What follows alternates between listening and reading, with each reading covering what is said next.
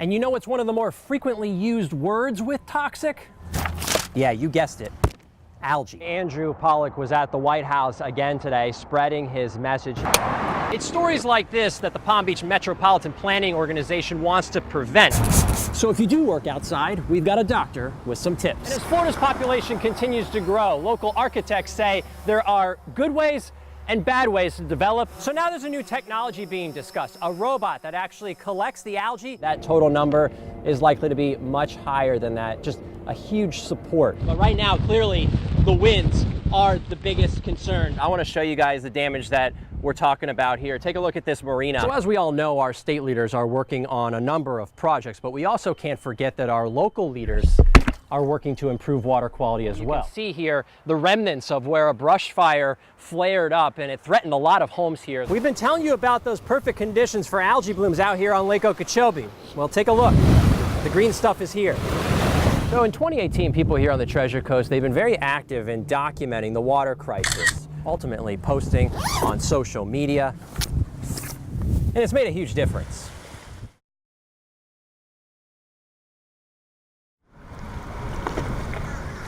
It's awful. The worst it's ever been. Nothing like this one. Call it unprecedented. A marine life catastrophe. Just gonna go out by the Sanibel Causeway. Weiler Gins took me out along the Gulf Coast. At first, it was just a couple. Big ol' angelfish. The farther out we went, the worse it got. Just floating fish everywhere. It looks like it snowed here in Florida. A line of dead fish, grouper, trout, snook. Then we found this, a sea turtle. Imagine not a fully grown one. Makes you want to cry just seeing dead fish in every single direction as far as you can see. So all of these fish have been washing ashore and crews have been working hard to clean it all up. Along Fort Myers Beach, piles and piles of dead fish like this. An ongoing effort to remove it all.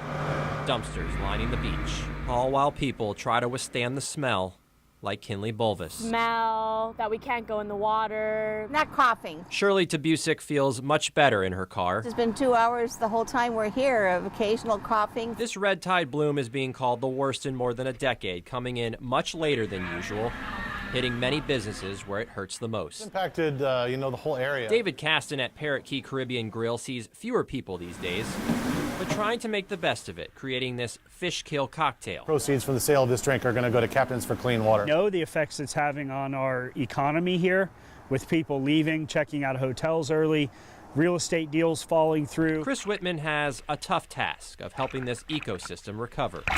Thousands of dead fish, dozens of turtles and manatees, other marine life. Clearly, a recovery will take some time. It's like the perfect storm, and it's tragic. It seems like it just keeps getting worse.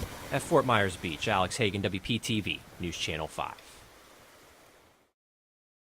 Expressway's looking pretty good. No accidents at this time on I-95. In a fast-paced world, In between Lake Worth and West more Florida. people, more growth. Things are going up left and right, but it's also been very good. George Poole at Pizza Girls in downtown West Palm sees quite a lot of it. Really great for our business. We've seen new customers. We've seen new businesses that have come downtown. Good for business. And a Hawaiian. But does keeping up with growth maybe infringe on our paradise? Basically, I woke up and I was like, wow, this is really bad. And Jessica Gray with Boca Save Our Beaches sees a problem here. it's not necessary to build on the beach, especially if it's predicted to possibly be underwater in maybe 100, 200 years. This is an example here in Palm Beach County, development from 1984 to 2012. University of Florida researchers predict county population will come close to 2 million by 2040. We keep building and building and building. Jessica worries for wildlife. To me, it's going to stop when there's no more space left to build. And as Florida's population continues to grow, local architects say there are good ways and bad ways to develop and keep up. Variety of housing, Rick Gonzalez is with REG Architects, more compact ways of living. showing me a new project for Northwood. You have everything in one location, integrated vertically and horizontally and not separated. He says here in Palm Beach County, it's about developing with less sprawl and making it easier to get around by walking. We need to save paradise. And how do we save paradise? Continue to do smart growth, smart planning, not only in West Palm Beach, but in all 30 towns of Palm Beach County. Walkable communities, walkable centers. One of many ways, he says, can maintain this paradise. Educate others on how we can live sustainably as well. In West Palm Beach, Alex Hagan, WPTV, News Channel 5. The recovery continues on 10th Avenue. My roof. For Nancy Turner and others in Okeechobee. I'm terrified about my roof. And I walk across the floor and I think I'm sliding. Irma damaged her roof, water leaking on her floor. Shingles on the roof. The house shifted. Nancy's son, Kenny, doing what he can to fix it. We're Okeechobeans. We can tough it out. What they really need, though, is pretty supplies, food and water. Well, county leaders to the rescue at the local Agri-Civic Center. 3-lane 1! 3-lane 2! All the way down, all the way down. A drive-through. 5 in the household? Okay, perfect. 5, sorry. Have a great day. All right, take care, guys. See you tomorrow. Coming all day. We're over 200 vehicles already. Members of the National Guard, sheriff deputies, and FEMA handing out water, food, tarps for hundreds of people. Many still without power, in desperate need. The outflow is amazing, and we really, truly appreciate it, and we love Okeechobee County, and that's why we try to do everything we can for our citizens. Jack Nash with the Okeechobee County Sheriff's Office says this is some of the worst damage he's seen, and he knows the importance of being there for the citizens.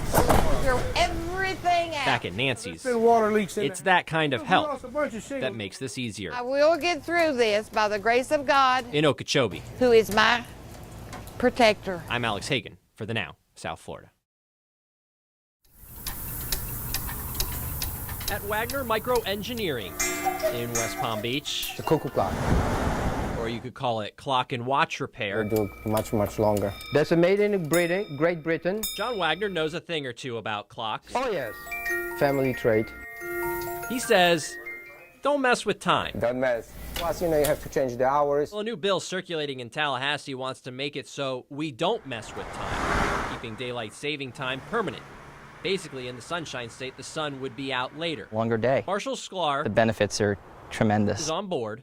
He knows the struggle with his kids. It messes with their sleep cycle. They've been conditioned. What do I need? Hold on, whoa. As for the other side of things, though, it was tough to find someone for keeping things status quo. For us, it is. Rick Alfor, Let's go ahead. with Right Hook Fishing Charters, Keep going. sees the benefits of clocks changing twice a year. Evening charters are better in the summertime anyways. Get our customers out into that evening time when the snappers are more willing to bite. You got it? Okay. Back at Wagner's, again, John says don't mess with time unless... I try for so many years, to slow down time, but I can't. I'm Alex Hagan for The Now.